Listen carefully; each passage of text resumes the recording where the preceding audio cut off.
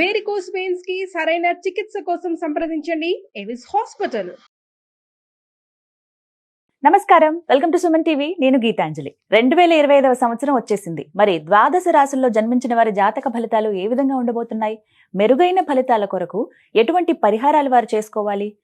మంచిగా ఉన్న రాశులు ఏవి, అంటే మంచి ఫలితాలను ఇచ్చేటువంటి రాశులు ఏ ఉన్నాయి, అలాగే చెడు ఫలితాలు ఏ రాశులు వారు అందుకోబోతున్నారు, ఈ వివరాలన్నీ ఇవాళ వీడియోలో నేను మీకు వివరిస్తాను. వివరించేందుకు ప్రస్తుతం మనతో పాటు ఉన్నారు ప్రముఖ జ్యోతిషులు బ్రహ్మశ్రీ నందిబట్ల శ్రీహరి శర్మ గురువు గారు. వారితో మాట్లాడదాం. గురుగారు నమస్కారం అండి. వాగర్థ వివ సంపృక్తౌ వాగర్థ ప్రతిపత్తయే జగతః పితరౌ వందే పార్వతీ పరమేశ్వరౌ. సదాశివ సమారంభాం శంకరాచార్య మధ్యమాం అస్మదాచార్య పర్యంతం వందే గురు పరంపరాం. ఆదిత్యాయ చ సోమాయ మంగళాయ బుధాయ చ గురు శుక్ర శనిభ్యశ్చ రాహవే కేతవే నమః.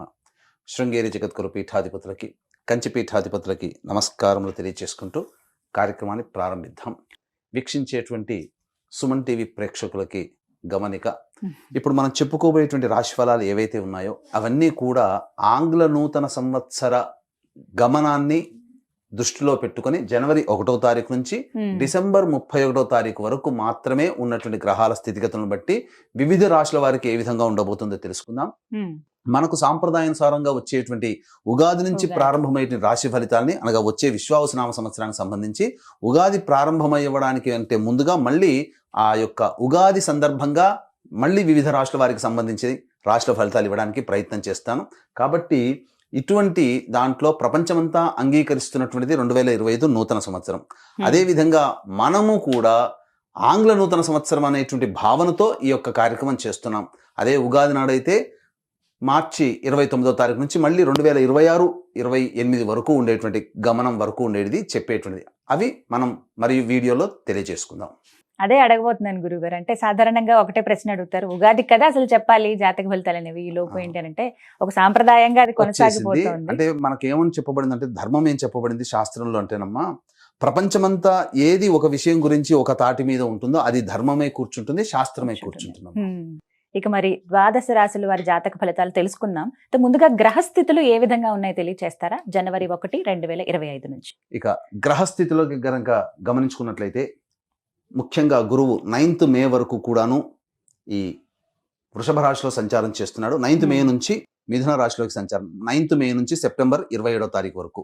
ఇక సెప్టెంబర్ 28 నుంచి నవంబర్ 11వ తారీఖు వరకు కర్కాటక రాశిలో. ఇక నవంబర్ 12వ తారీఖు నుంచి డిసెంబర్ 28 వరకు కర్కాటక రాశిలోనే వక్రీకరించే స్థితి పొంది ఉండడం. ఇక శని భగవాన్ల వారిని కనుక చూసుకున్నట్లయితే 15 ఏప్రిల్ వరకు కుంభరాశిలో సంచారం చేస్తున్నారు. 16 ఏప్రిల్ నుంచి అక్టోబర్ 9వ తారీఖు వరకు మీనరాశిలో సంచారం. ఈ మధ్య కాలంలో జూలై 8వ తారీఖు నుంచి వక్రీకరించి మీనరాశిలోనే సంచారం చేస్తున్నాడు. అలాగే అక్టోబర్ 10వ తారీఖు నుంచి కుంభరాశిలో సంచారం చేస్తూ వక్రీకరించే కుంభరాశిలో, నవంబర్ 26వ తారీఖు నుంచి వక్రత్యాగము శని భగవాన్ల వారు చేస్తున్నారు. ఇక రాహుకేతులు కనుక చూసుకున్నట్లయితే 15 మే వరకు కేతువు కన్యలో మరియు రాహువు మీనరాశిలోకి, అలాగే 16 మే నుంచి సింహరాశిలో కేతువు, అలాగే కుంభరాశిలో 16 మే నుంచి రాహుగ్రహ సంచారం జరుగుతుంది. ఇక్కడ గమనించుకున్నట్లయితే ఇక్కడ వీక్షించేటువంటి ప్రేక్షకులకు అందరికీ తెలియజేయాల్సినటువంటిది అంశం ఏంటంటే, ముఖ్యంగా అందరూ ఈ ద్వాదశ రాశుల గురించి రాగానే అందరూ ఆలోచించేటువంటిది ముఖ్యంగా శని దోషం, ఏలినాటి శని, అష్టమ శని, అర్ధాష్టమ శని, కంటక శని, యోగ శని, ఈ శని దోషాలు. అయితే ఇక్కడ 15 ఏప్రిల్ వరకు శని కుంభరాశిలో సంచారం చేస్తూ 16 ఏప్రిల్ నుంచి మీనరాశిలోకి సంచారం చేస్తున్నా, ఈ యొక్క జూలై 8 నుంచి మీనరాశిలోనే సంచారం చేస్తూ వక్రీకరించినటువంటి కారణం చేత మళ్ళీ ఈ కుంభరాశి ఫలితాన్ని ఇస్తాడు. అక్టోబర్ 10న కుంభరాశిలోనే వక్రీకరించి ఉన్నటువంటి స్థితిగతుల చేత ఏమవుతుంది, మళ్ళీ మకర రాశి ఫలితాన్ని శని భగవానులు ఇస్తారు. కాబట్టి అర్థం చేసుకోవాల్సినటువంటి అంశం ఏంటంటే, ఎవరికి కూడాను ఈ సంవత్సరం శని భగవానుడు యోగదాయకంగా పూర్తిగా లేడు.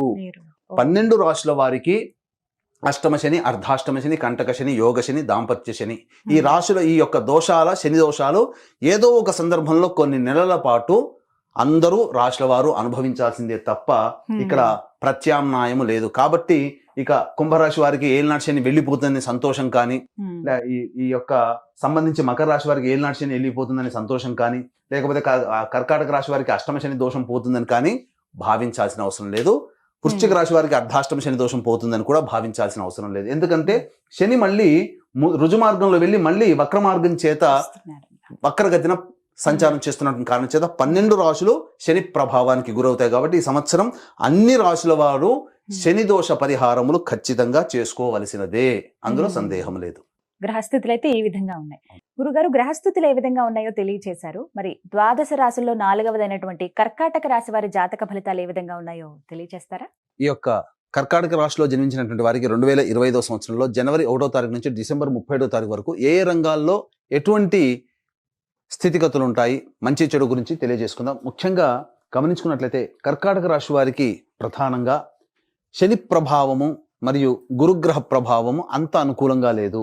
ఇక రాహుకేతులు కూడాను అనుకూలంగా లేనటువంటి కారణం చేత ఈ యొక్క కర్కాటక రాశిలో జన్మించినటువంటి వాళ్ళకి కొన్ని పరిస్థితులు విషమంగా ఉంటాయి కొన్ని సందర్భాలలో. కాబట్టి ఎప్పుడెప్పుడు బాగుంటుంది, ఎప్పుడెప్పుడు సందర్భాల్లో జాగ్రత్తలు పాటించాలి అనేటువంటి విషయాల గురించి ముందుగా తెలియజేసుకుందాం.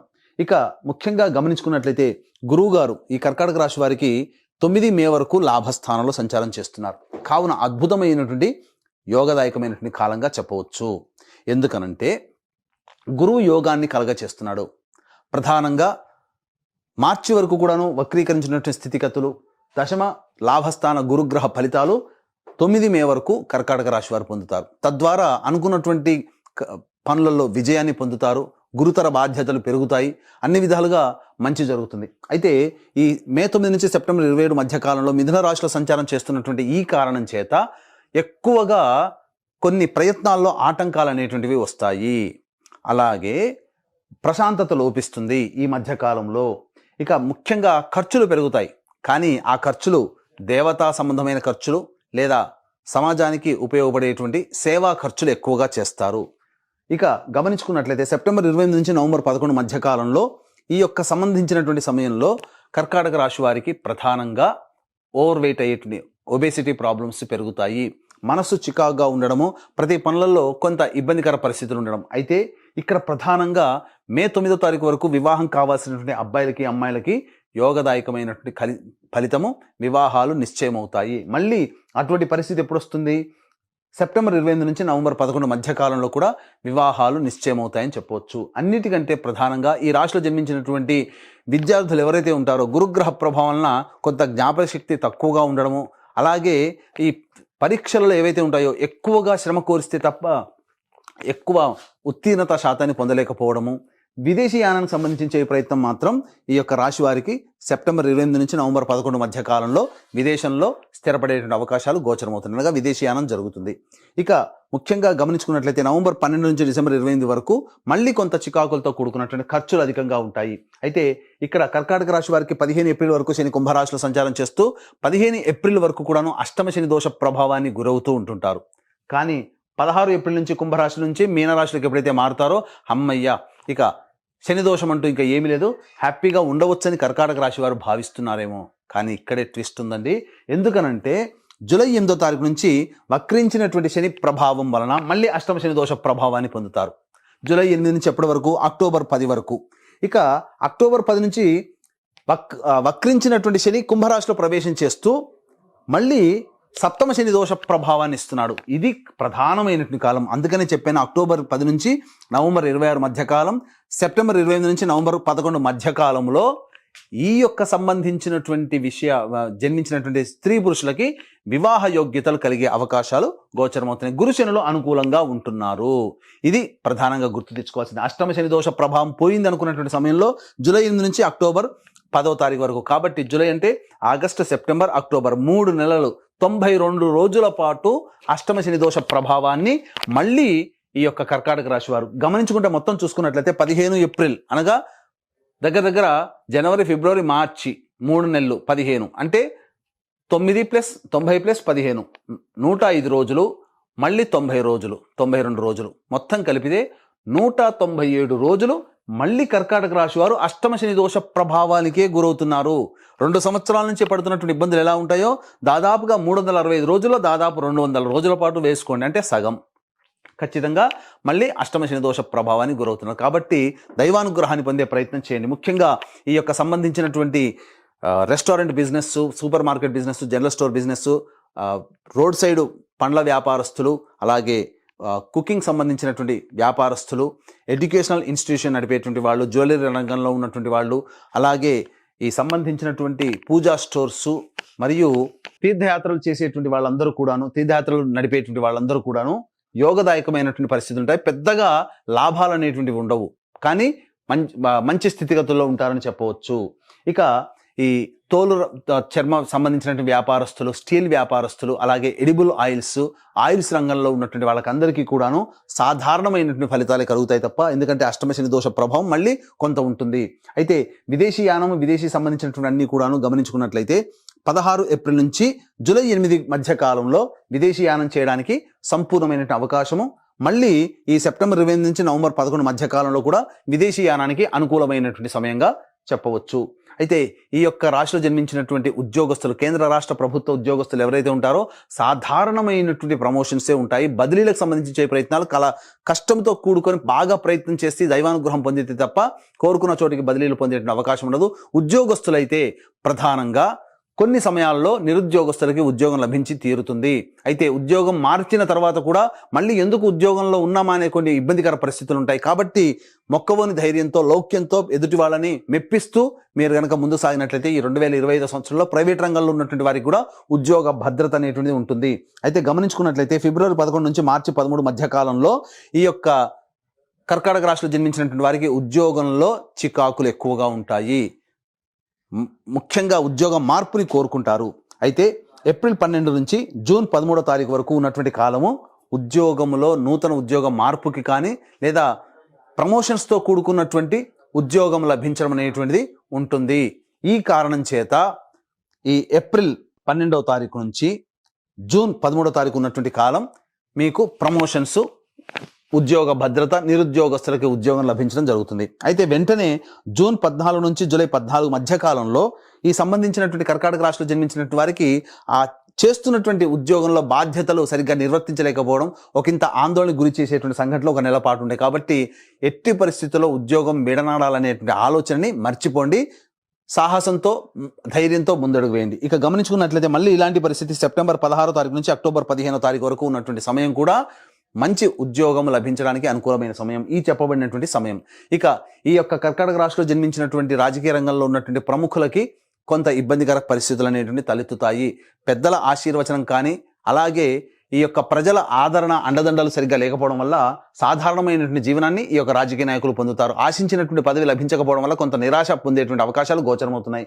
ఈ యొక్క సంబంధించినటువంటి సినీ కళారంగ సంబంధించినటువంటి కర్కాటక రాశిలో జన్మించిన వాళ్ళు సినీ రంగము, టీవీ సీరియల్ రంగము, అలాగే ప్రింటింగ్ మీడియా, ఎలక్ట్రానిక్ మీడియా మరియు నాటక, సంగీత సంబంధించినటువంటి రంగాల్లో ఉన్నటువంటి వాళ్ళు, వీళ్ళకందరికీ కూడాను సాధారణమైనటువంటి మిశ్రమ ఫలితాలు కలుగుతాయి. అంది వచ్చినటువంటి అవకాశాలని చక్కగా వినియోగించుకోగలిగితే మీరు ఈ 2025 సంవత్సరం చక్కగా ఆనందంగా ఉండవచ్చు అని చెప్పవచ్చు. అయితే ఓవర్ ఎక్స్పెక్టేషన్స్ పెట్టుకొని గొప్పగా కీర్తి లభిస్తుందేమో, గొప్పగా ధనాదాయం ఉంటుంది అనేటువంటి ఆలోచనల్ని వాస్తవానికి మీరు ఆలోచన చేసుకొని ప్రయాణం చేయండి. ఆశల కంటే, ఆలోచనల కంటే వాస్తవం వేరుగా ఉంటుందనే విషయాన్ని గమనించుకుంటూ వచ్చినటువంటి ప్రాజెక్ట్ని చక్కగా మీరు ముందుకు నడిపించుకోగలిగితే మీరు ప్రశాంతమైన జీవితాన్ని పొందుతారు అని చెప్పవచ్చు. ఇక ఈ సంబంధించినటువంటి విద్యార్థులైతే కష్టే ఫలి అన్నట్టుగా ఉండాలి. పోరాట పటిమతో ఎదుటివారితో ఢీకొనాలనే స్ఫూర్తితో మీరు ప్రయాణం చేస్తేనే మీరు మెరుగైనటువంటి ఫలితాలు పొందుతారు. ఈ చెప్పినటువంటి సమయంలో విదేశీ యానం, విదేశీ విద్యకు సంబంధించి యోగదాయకమైనటువంటి సమయంగా చెప్పవచ్చు. ఎప్పటి నుంచి సెప్టెంబర్ 20 నుంచి నవంబర్ 11 మధ్య కాలము, అలాగే ఈ ఏప్రిల్ 11 నుంచి జూలై 8 మధ్య కాలంలో సంబంధించి విదేశీ యానం, విదేశీ విద్యకు సంబంధించి ప్రయత్నాలన్నీ కూడా కొలికి వస్తాయి. ఇక ఈ యొక్క రాశిలో జన్మించినటువంటి రైతులకి సాధారణమైనటువంటి పంటలు కలిసి వస్తాయి. అలాగే ఎక్కువ దిగుబడిని కోసం పంటల మార్పిడి చేసుకున్నట్లయితే కష్టాలు పడక తప్పదనేటువంటి విషయాన్ని గమనించుకోవాలి. ఈ యొక్క రాశిలో జన్మించినటువంటి లాయర్లకి ఆశించిన మేరైనటువంటి ప్రభుత్వ పదవి కానీ, లేకపోతే ఇంకా చెప్పాలి అని అంటే గురుతర బాధ్యత కలిగినటువంటి స్థితి కానీ లభించకపోవడం వల్ల కొంత నిరాశ ఎదుర్కోక తప్పదు. అయితే ఆస్తి సంబంధమైనటువంటి విషయాలు ఏవైతే ఉంటాయో అవన్నీ కూడాను ఏప్రిల్ 16 తారీఖు నుంచి జూలై 8 మధ్య కాలంలో పరిష్కరించుకోగలిగితే విజయం మీదవుతుంది. తదనంతర కారణాల వల్ల తదనంతర నెలలో కనుక మీరు పరిష్కరించుకోవాలని ఆలోచన చేస్తే అవి ఒక పరిష్కారం కాని సమస్యగా మిగిలిపోయే అవకాశాలు గోచరమవుతాయి. కాబట్టి ఏప్రిల్ 15వ తారీఖు లోపలనే పరిష్కారం చేసుకోవడానికి ప్రయత్నాలు చేయండి. తప్పకుండా విజయం పొందుతారని చెప్పొచ్చు. ఈ యొక్క కర్కాటక రాశిలో జన్మించినటువంటి స్త్రీ పురుషులకు ఎవరికైనా కానీ దాంపత్యం విభేదాలు, పొరపచ్చాలు, భాగస్వామ్య వ్యాపారంలో ఉన్నటువంటి వారికి కొంత పొరపచ్చాలు వచ్చేటువంటి అవకాశాలు ఉన్నాయి. కాబట్టి జాగ్రత్తలు పాటించండి. భాగస్వామితో ఎక్కువగా కోపంగా ఉండకుండా మౌనాన్ని ఆశ్రయిస్తూ లౌక్యంతో ముందడుగు వేస్తే కుటుంబ సభ్యులు కావచ్చు, జీవిత భాగస్వామి, వ్యాపార భాగస్వామి కావచ్చు, వాళ్ళందరితో కూడా కర్కాటక రాశిలో జన్మించినటువంటి వారికి మంచి స్థితిగతులు ఉంటాయి. అయితే ప్రధానంగా ఈ కర్కాటక రాశిలో జన్మించినటువంటి వారికి తీరని కోరిక ఒకటి తీరబోతుంది. అనగా ఉద్యోగము అనేటువంటిది స్థిరీకరించబడుతుంది. అలాగే గృహ సంబంధమైనటువంటి విషయాల్లో మీరు విజయాన్ని పొందుతారు. అనగా నూతన గృహ కొనుగోలు కానీ, నూతన వాహన కొనుగోలు కానీ ఏర్పాటు చేసే విధంగా మీ యొక్క ప్రణాళికలు ఉండబోతున్నాయి. తద్వారా మీరు విజయాన్ని పొందుతారు. ఒక స్థిరమ ఆస్తి అనేటువంటిది మీరు కర్కాటక రాశి వారు ఈ 2025 సంవత్సరంలో సంపాదించుకోబోతున్నారు. కాకపోతే ఇక్కడ ప్రధానంగా గమనించాల్సినటువంటి అంశం ఏంటంటే మానసిక ఒత్తిడి, శారీరక శ్రమ ఇవన్నీ ఉన్నప్పటికీ కూడాను ముందడుగు వేసే ప్రయత్నం చేయండి. అధైర్యపడకుండా చిన్న చిన్న విషయాలకి మానసికంగా చికాకులు పెట్టుకోకుండా ప్రయత్నం చేస్తే కర్కాటక రాశి వారు ఉన్నత జీవితం ఆనందంగా ఉంటుందని చెప్పడంలో ఏమాత్రం సందేహం లేదు. ఇక ప్రధానంగా గమనించుకున్నట్లయితే ఈ యొక్క కర్కాటక రాశిలో జన్మించినటువంటి స్త్రీలు బాధ్యతగా ఎంత గొప్పగా పనిచేసినా ఎదుటి వారి యొక్క ప్రేరణను పొందలేకపోతారు. అనగా ఎదుటి వారి యొక్క మెచ్చుకోల్ని పొందలేకపోతారు. ఒకంత బాధపడతారు. అయిన వాళ్ళే మెచ్చుకోకపోతే ఇంకా బయట వాళ్ళు ఎందుకు అనేటువంటి ఆలోచనతో ఉంటుంటారు. కాబట్టి మీ ప్రేమను పంచడం అనేటువంటిది మీరు చేసుకోపోతుంది. మీ పని మీరు చేయండి. కానీ ఖచ్చితంగా ఈ 2025 సంవత్సరంలో మీ యొక్క శక్తిని గుర్తిస్తారు. తదనుగుణంగా మీకు 2025 సంవత్సరం ఎండింగ్ వచ్చేసరికెళ్ళి గురుతర బాధ్యతలో ఉంటారు. అలాగే మీ మీద ప్రేమాభిమానాలు ఎక్కువగా పెరుగుతాయి. తద్వారా మీ యొక్క నిజ స్థితిని మీ కుటుంబ సభ్యులు గుర్తించి మీకు విలువ ఇవ్వడం ప్రారంభిస్తారు. కాబట్టి అవకాశం, సమయం కోసం వేచి చూడండి. అన్ని విధాలుగా కర్కాటక రాశి వారికి, స్త్రీ పురుషులకి మంచి యోగ స్థితిగా ఉంటుందని చెప్పడంలో ఏమాత్రం సందేహం లేదు. అయితే ఇక్కడ ఈ కర్కాటక రాశి వారి జీవితం మీద ఎవరి ప్రభావం ఎక్కువగా ఉంటుంది? పెళ్లి కాకపోతే తల్లిదండ్రులు, తోడబుట్టిన వాళ్ళు. పెళ్ళి అయితే భర్త, పిల్లల యొక్క ప్రభావం మీ యొక్క రాశి మీద ఈ రాశిలో కర్కాటక రాశిలో జన్మించినటువంటి వారి మీద ఉంటుంది. కాబట్టి ఈ కర్కాటక రాశిలో జన్మించినటువంటి వారికి ఈ 2025 సంవత్సరం సంపూర్ణంగా అనగా జాతకరీత్యా విద్య, వివాహ, ఉద్యోగ, దాంపత్య, సంతాన, అనారోగ్య సమస్యలు పూర్తిగా సమసిపోవాలి. అలాగే కర్కాటక రాశి వారికి చూసుకున్నట్లయితే శని ప్రభావం ఇక్కడ మనం చెప్పుకున్నాం ఇంతకుముందు, అష్టమ శని మరి సంబంధించినటువంటిది. ఇక్కడ ఈ అష్టమ శని ప్రభావము మరియు సప్తమ శని ప్రభావం వెరసి ఈ కర్కాటక రాశి వారికి అనగా కర్కాటక రాశితో పాటు 12 రాశుల వారికి శని ప్రభావం సంపూర్ణంగా ఉన్నటువంటి కారణం చేత శని దోష నివారణ హోమాలు అనేటువంటివి ప్రతి నెల అనగా మీ యొక్క జాతకరీత్యా కలుగు అన్ని రకాల సమస్యలకి శని వలన కలిగేటువంటి సమస్యల నివారణకి సర్వదోష నివారణ పూజలు, హోమాలు అనేటువంటివి ప్రతి నెల ఒక్కొక్క పుణ్యక్షేత్రంలో జరపబడతాయి. దీనికి శ్రీకారం జనవరి 13వ తారీఖు రోజున శ్రీకాళహస్తిలో కానీ లేదా శ్రీశైలంలో కానీ శ్రీకారం చుట్టబోతున్నాం. కాబట్టి మీ కుటుంబ సభ్యుల గోత్రనామాలు ఈ యొక్క కార్యక్రమంలో సంవత్సరం పాటు జరిగేటువంటి కార్యక్రమంలో నమోదు చేసుకోవచ్చు. అవకాశం ఉన్న వాళ్ళు రిజిస్ట్రేషన్ వివరాలు కార్యక్రమ తదనంతరం కాంటాక్ట్ చేసి తెలుసుకోవచ్చు. ఇక తండ్రి వైపు, భర్త వైపు 6 తరాలు, తల్లి వైపు, భార్య వైపు 3 తరాల్లో ఏవైనా దుర్మరణాలు ఉన్నా, అలాగే liver problem, kidney problem, cancer రోగాలతో 60 సంవత్సరాల లోపల ఏ విధంగానైనా మీ కుటుంబ సభ్యులు చనిపోయినా వాటిని పితృదోషములు అంటారు. కాబట్టి నిజాయితీగా పితృదోష నివారణ కార్యక్రమాలు ప్రతి నెల మా పీఠం ఆధ్వర్యంలో జరిపించడం జరుగుతున్నాయి. ఆ వివరాలు కూడా కార్యక్రమ తదనంతరం కాంటాక్ట్ చేసి తెలుసుకోవచ్చు.